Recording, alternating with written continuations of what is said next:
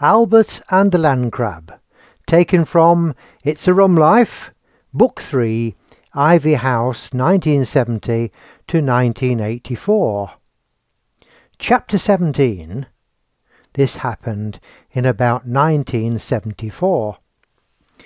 They say many TV scripts are drawn from real-life happenings, and this one is truly worthy. About this time, Albert had been with us as our #1 lorry driver for about 4 years. Michael, my brother-in-law, about 18 years old or so, was our mechanic. During his early youth, Michael had always been getting into scrapes of one sort or another, and while working for our family business, he was attending day release at college. We were engaged in mainly general haulage by this time. Our nucleus was collecting commercial tyres with problems and transporting them to the Tyre Manufacturers' Conference, a complaint adjudication body owned and operated jointly by all the major tyre manufacturers in Great Britain.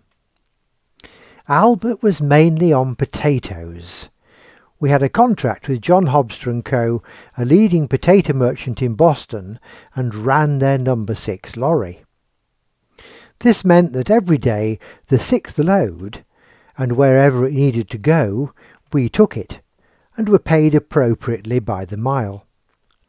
This was normally to the big nightly wholesale produce markets around the north of England, Blackburn, Leeds, Team Valley near Newcastle, and sometimes Birmingham. Tachographs were unheard of at this time, and there were just driver's hours regulations, a time limit for driving at the wheel each working day, accompanied by records kept in your logbook which stayed with the vehicle at all times. This particular day, Albert had been to Blackburn in Lancashire. It was just possible to get there and back in about 8 hours, with luck, and it would be just after lunch. At this point, we must mention that Albert was a man of huge stature. He could pick up a full-size railway crossing gate on his back and carry it some distance. I've been asked on telling this tale why he should need to do this. Some time ago, Albert happened to find one of these gates for our main driveway and brought it back on a lorry. Before anyone had chance to assist, he had it off the lorry back and was bringing it down the drive unaided. I estimate 500 to 600 weights, at least 1/4 of a ton. On this particular day, when our story developed, Albert needed to go into the town for some reason and asked Michael if he could borrow his car, a beige 1800 Land Crab. It was parked on the grass verge outside our yard, and Albert proceeded to the town. It didn't take him too long, and on his return, Michael was out somewhere. Albert left the car keys in our office and happened to mention that Michael's fuel gauge was wonky, as the reading on the way home was far, far less than when he went into the town. Albert went off home for his rest. In the meantime, I had taken Albert's lorry to some way out farm in South Lincolnshire to load 10 tons of potatoes for another Hobster delivery this next night, and arrived back home shortly before Michael left for the end of the day. Michael came in for his car keys.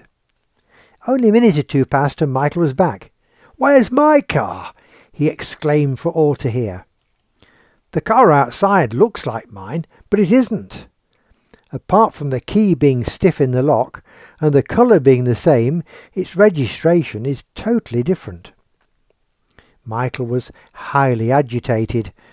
On his way home that evening, he was due at the police station in Boston to take vehicle documents after an incident in Grimsby when a drunken driver had run into the back of his lorry, the lorry that Michael was taking for annual test. I phoned the police at Boston and asked if they had any reports about a car the same colour as Michael's, but with a different registration. "What can you tell me about this car?" was the stern reply from the policeman on the desk. So I began to tell the story so far. "I know it sounds hard to believe, but this is how it goes," etc.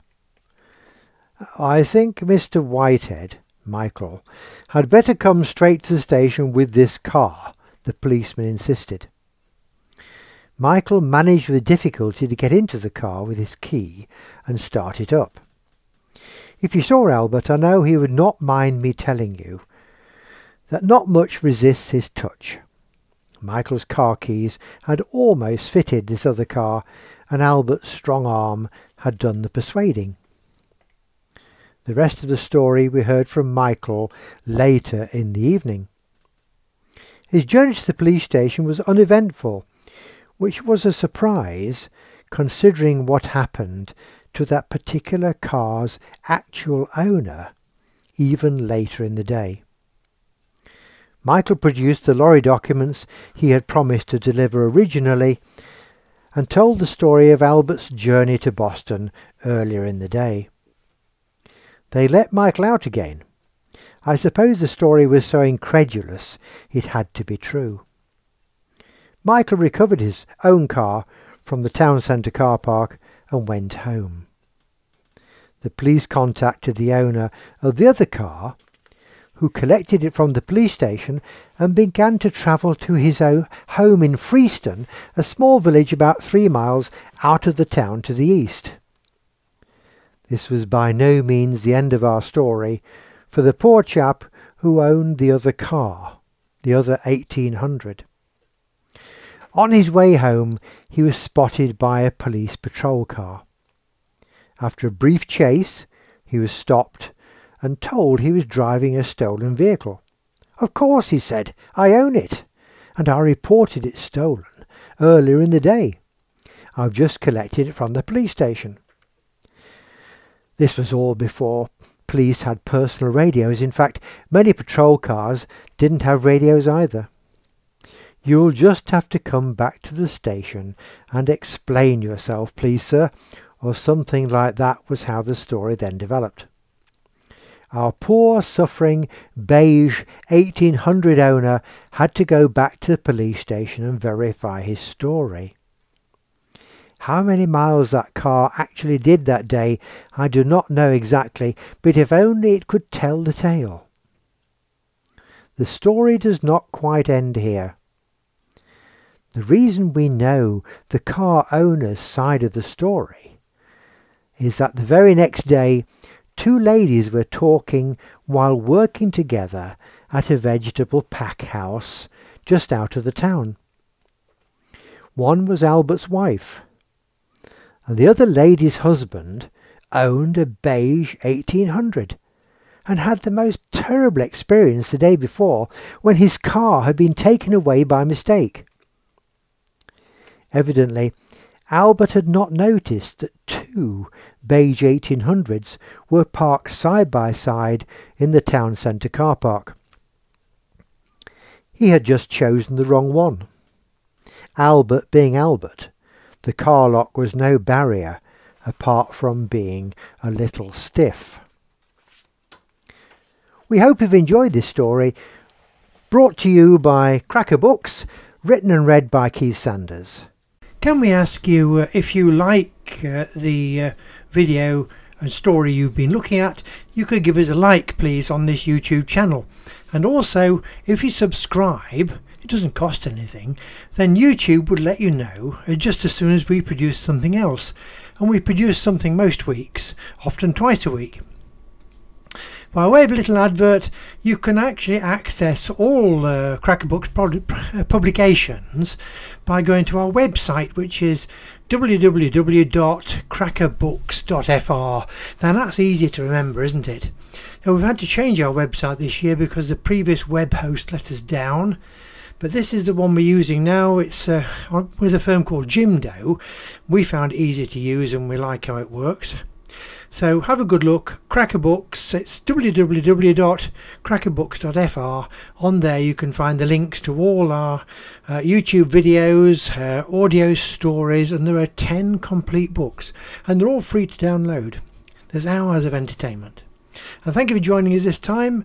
Until the next time, thank you.